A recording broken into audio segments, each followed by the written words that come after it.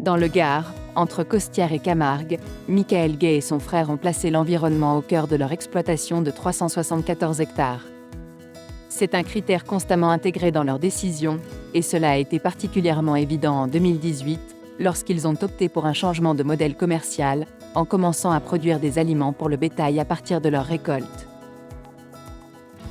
Nous c'est notre petite réponse écologique, quoi. Il faut se sentir bien dans son système de production et de commercialisation. Et nous, voilà, c'était une volonté d'aller jusqu'au bout. Il y a des producteurs de vin qui ont leur cave et qui vendent leurs bouteilles avec leur vin. Ben, nous, on produit des céréales pour vendre notre aliment. Dans l'idée, on s'est dit, bon, ben, pourquoi pas essayer de fabriquer de l'aliment pour le commercialiser. Et voilà, au départ, on est parti de quelques tonnes.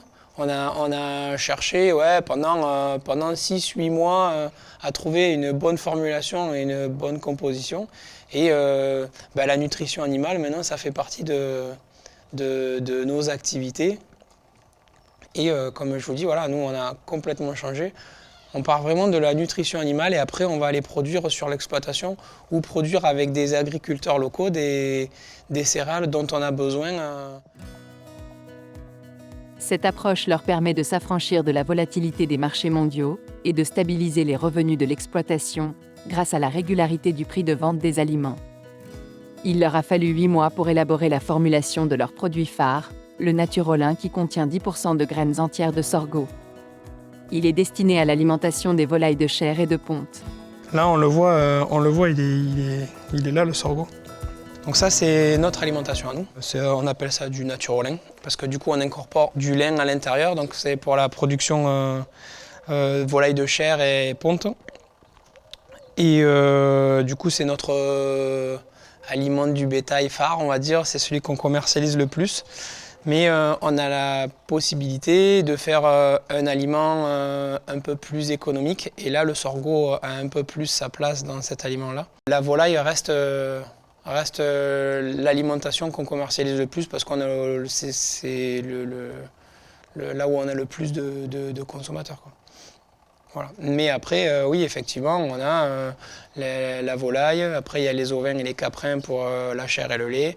Et quelques bovins. Voilà. Et la particularité depuis pas très longtemps quand même, c'est d'aller un peu sur équins et les colombophiles. Grâce à leur structure à taille humaine, ils peuvent proposer des compositions sur mesure pour répondre aux besoins spécifiques des éleveurs.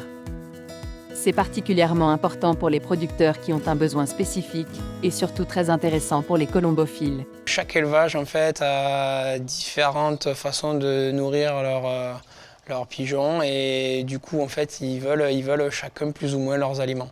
Et on s'est aperçu que le sorgho quand même est relativement intéressant pour la nutrition, mieux que le maïs, parce qu'en fait le maïs il faudrait une typologie de graines qu'on a du mal à produire ou avec un rendement un peu moindre et économiquement c'est pas intéressant.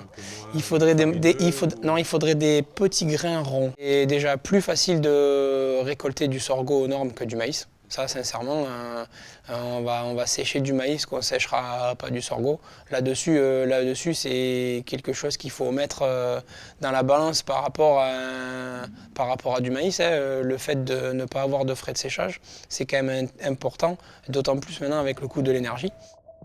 Pour maintenir la constance des aliments, Michael Gay s'efforce d'obtenir des céréales d'une qualité uniforme de manière à ne pas avoir à modifier la proportion de chacune d'elles. On est quand même relativement pénalisé par nos idées.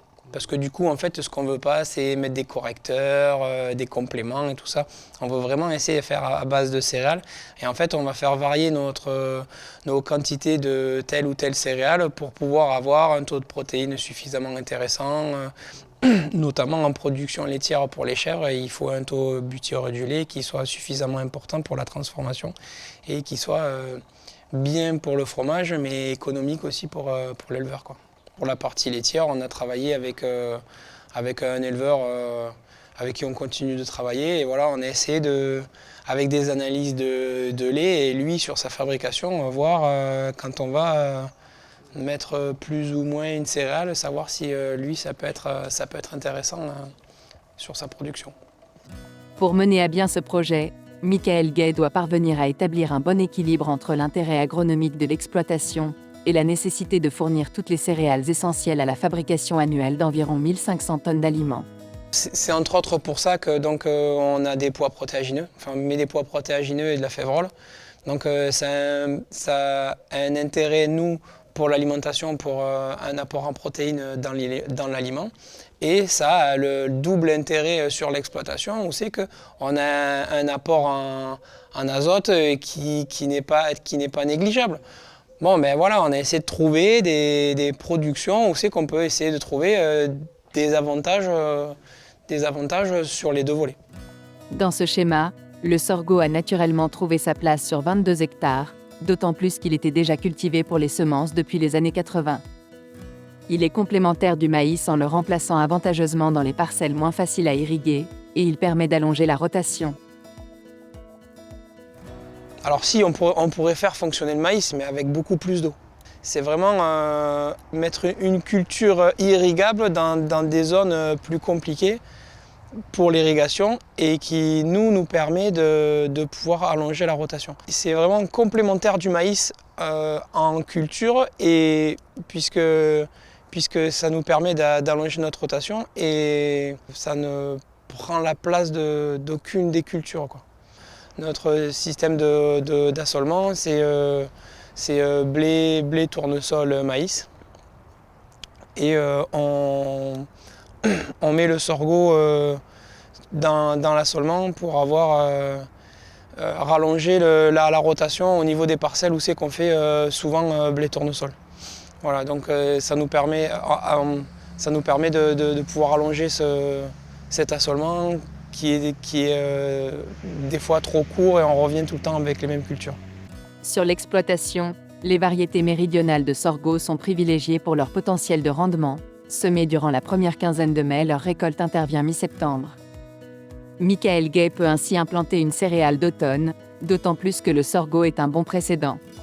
Son système racinaire puissant contribue à améliorer la structure du sol, ce qui se retrouve lors des travaux de préparation des parcelles en vue de l'implantation de la céréale. Implanter du blé derrière, ou un orge derrière un sorgho, ça ne représente pas plus de difficultés que derrière une culture de maïs.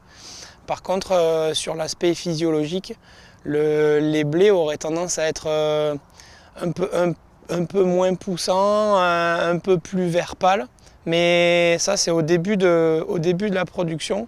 Je pense que la décomposition des pailles de sorgho sont peut-être un peu plus compliquées au démarrage, mais après nous en culture, on met pas plus d'azote. Ça aurait tendance à relarguer de l'azote un peu plus tard.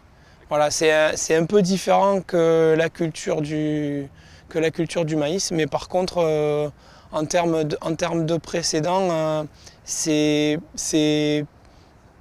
pas moins bien. Je dirais que c'est peut-être un peu mieux sur l'aspect implantation du blé, parce que c'est des terres plus faciles à travailler. La culture du sorgho ne présente pas de difficultés majeures, mais nécessite une attention particulière dès le départ. Le sol doit être suffisamment réchauffé pour garantir un démarrage rapide. Ensuite, du côté des maladies et des insectes, c'est une culture rustique. Il y a eu quelques observations d'héliotis ces dernières années, mais à une échelle très limitée.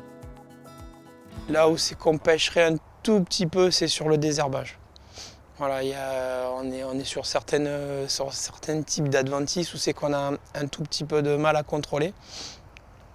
Mais on s'est aperçu que nous, dans notre rotation, comme on met ça souvent dans des parcelles où c'est qu'on fait blé tournesol, on arrive facilement à lutter contre ces adventices dans le tournesol, et on n'a pas trop ce problème de présence qu'on pourrait avoir, parce qu'on l'a déjà testé sur des parcelles où c'est qu'on fait beaucoup de maïs, parce qu'on est sur la même flore, et dans le maïs on arrive à lutter avec certains produits qu'on ne peut pas faire avec la culture du sorgho. Et du coup on utilise énormément le binage sur l'exploitation, on en fait minimum 1 voire 2. Ouais, on n'est pas en agriculture biologique, mais nous, notre objectif, c'est de limiter un maximum nos interventions phyto, et utiliser voilà, la meilleure des solutions. Soit c'est un rattrapage avec des produits phytosanitaires, soit si on peut contrôler l'enherbement avec du binage, c'est beaucoup mieux. Et puis en plus, ça permet de travailler le sol, de faire remonter l'humidité. Le climat de la région et l'emploi de variétés très précoces permettraient la culture du sorgho en dérobé. Des tentatives ont été faites avec le tournesol et le maïs, mais le défi réside dans l'implantation de la culture principale suivante. Ça pourrait rentrer dans notre système de production parce que du coup on fait des cultures qu'on récolte précocement de type pois protéagineux.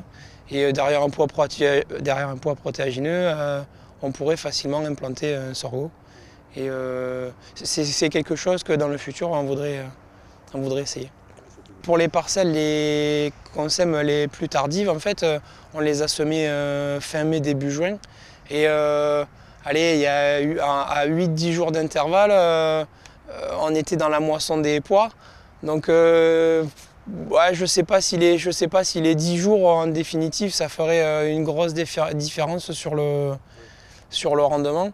Bon voilà, il faudrait qu'on essaie de semer nos pois protéagineux peut-être un peu plus tôt pour les récolter un peu plus tôt et ça nous permettrait de semer le sorgho pas trop tard. Les projets ne manquent pas au mas blanc, à commencer par le développement de l'activité qui est au programme des frères Gay.